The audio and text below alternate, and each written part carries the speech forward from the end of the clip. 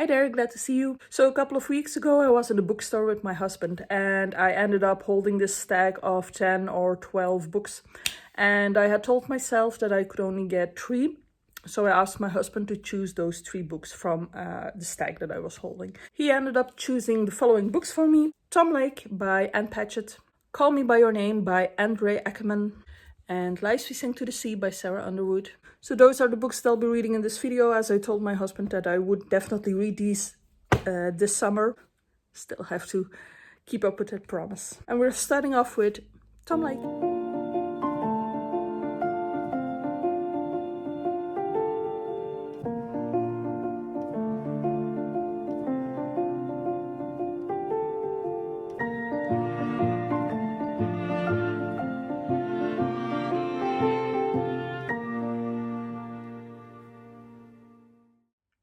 Let me tell you what the story of Tom Lake is about. We have a frame story, which is about Laura. Laura has been married for many years.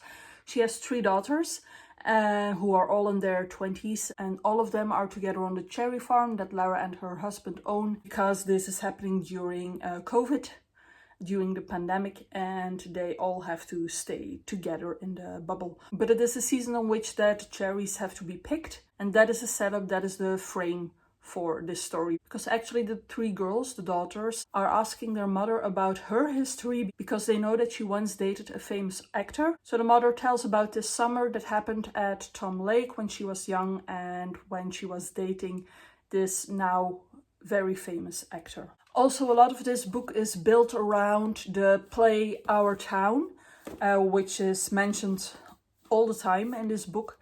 And it feels like you should pre-read Our Town in order to understand all the references that are made in this book. I finished it without reading Our Town, so it is possible to read it without that. But it is definitely the intention of the author to get you to read Our Town. It is actually mentioned in the author's note at the end, in which she calls Thornton Wilder, who is the writer of Our Town, the inspiration for this book. I don't know if this play, because Our Town is a play, is something that is in the canon of American culture, maybe.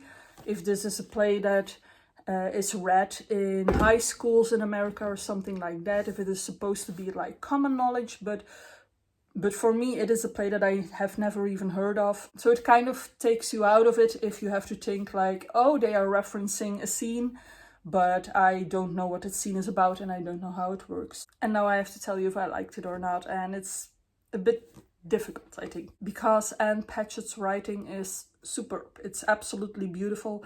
If you could just read this book on the merit of the writing, it would definitely be a 5-star or even a 6-star, because she really knows how to write, and she is like the queen of subtlety. She will not tell you things explicitly, but you will get all these feelings, and you will get a lot out of reading between the lines, between what is actually said in the book and what is intended or what you are supposed to get out of it.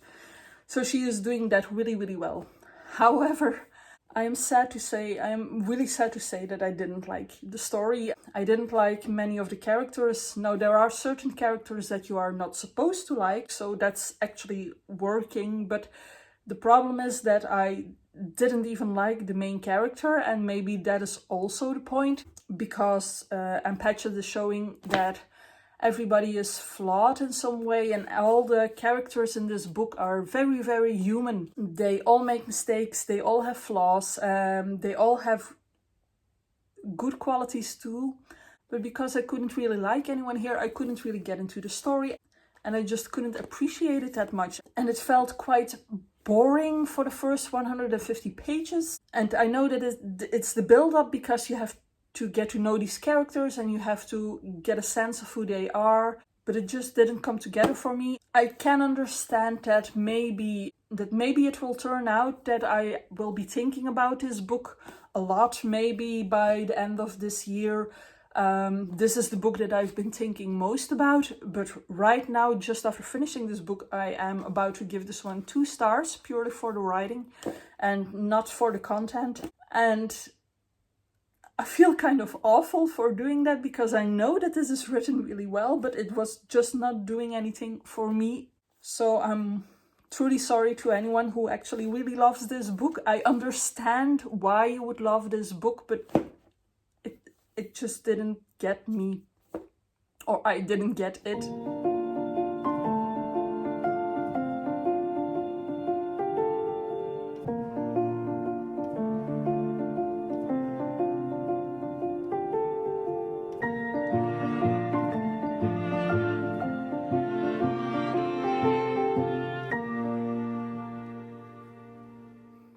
Call Me By Your Name is about Elio, and Elio is a 17-year-old boy who lives with his father and mother in a villa at the west coast of Italy. And each summer they invite a student who is working on a paper or something, something they are studying about. And they invite him to come and stay with them and work on the project, because the father is a professor, I think, at a university himself. Now, Elio also knows a lot about ancient culture, recent culture, and the arts and things like that. And the student that is visiting this summer is Oliver, and Elio develops a crush on Oliver, but he feels like it would be more sophisticated to not show anything. He's also not very sure about these feelings because it's love towards a man. But these feelings turn into actual desire. He cannot imagine living without Oliver and things like that. So he's trying not to show Oliver what he's actually feeling, but he is all the time desiring to be with him and imagining what would happen if they were together. Now, this book is written beautifully. The language in this book is absolutely perfect. The way that Aciman can describe desire, the longing for someone, and go on for pages and pages about the want or the need, or what is the difference between those two. It is very impressive. The metaphors that he uses for everything are also quite impressive.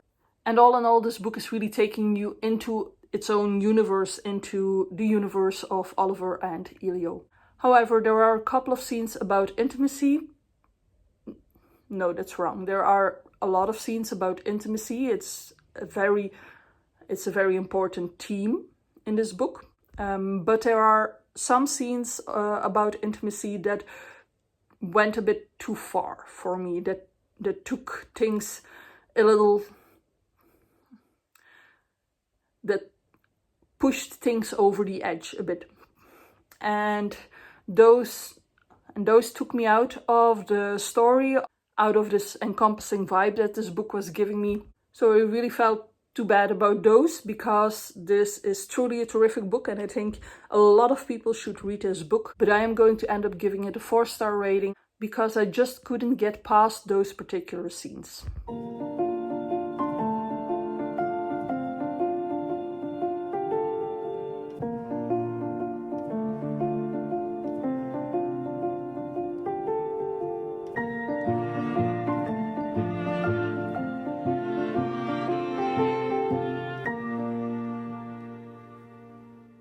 Lies We Sing to the Sea takes place on an island, namely Ithaca, and the kingdom of Ithaca is cursed by Poseidon. Each year 12 girls develop scales around their neck as a sign that they are chosen by Poseidon, and then they are sacrificed, they are hanged, and their bodies are tossed into the sea.